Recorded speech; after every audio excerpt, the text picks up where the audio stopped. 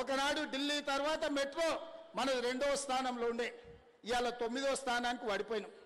కారణాలు ఏవైనా ఉండని, అడ్డుపడ్డోళ్ళు ఎవరు, కాళ్ళలో కట్టెలు పెట్టింది ఎవరు, నేను మాట్లాడదలుచుకోలే. ఇవాళ మనకు తెలివి వచ్చింది, ఇవాళ మనం మెట్రోని విస్తరించుకోవాలనుకున్నాం. ఇవాళ నాగోల్ జంక్షన్ నుంచి బరాబర్ ఎల్బీ నగర్ నుంచి ఓఎస్ఏ హాస్పిటల్, ఆ నుంచి చాంద్రాయణ గుట్ట, ఆ నుంచి రాజేంద్ర నగర్ డైరెక్ట్గా అంతర్జాతీయ ఎయిర్పోర్ట్కు ఈ నాగోల్ నుంచి ఈరోజు మెట్రో విస్తరణ చేయాలని నేను ప్రతిపాదనలు పంపించిన. నేను ఇక్కడున్న మిత్రులను అడుగుతున్నా, నాగోల్ నుంచి అంతర్జాతీయ ఎయిర్పోర్ట్కు మెట్రో కావాలన్నా వద్దా, మీరు ఒక్కసారి ఆలోచన చేయండి. ఇవాళ మనం ఎయిర్పోర్ట్కి పోవాలంటే ఎక్కడెక్కడో తిరిగి చుట్లు తిరిగిపోవాల్సి వస్తుంది. అదే నాగోల్ మెట్రో రైలు ఎక్కితే చక్కగా శంషాబాద్ ఎయిర్పోర్టులో దిగుతాం.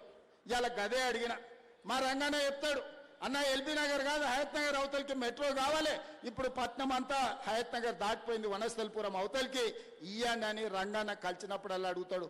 మా ఎంపీ చామల కిరణ్ అడుగుతాడు, ఇవాళ ఎల్బీ నగర్ నుంచి హయత్ నగర్ అవతలకి మెట్రో పెట్టాలని అడిగిన.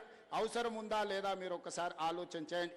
ఇట్లా చెప్పుకుంటూ పోతే 122 కిలోమీటర్లు మెట్రోను పొడిగించాలి, అంతర్జాతీయ నగరం చేయాలని నేను ప్రయత్నం చేస్తుంటే అన్ని అనుమతులు వచ్చినాక ఇక్కడ నుంచి కేంద్ర మంత్రిగా పనిచేస్తున్న ఆయన పోయి కాళ్ళలో కట్టె పెట్టి పుల్లలు పెట్టి ఇవాళ దాన్ని అర్ధాంతరంగా ఆపే పరిస్థితి వచ్చింది.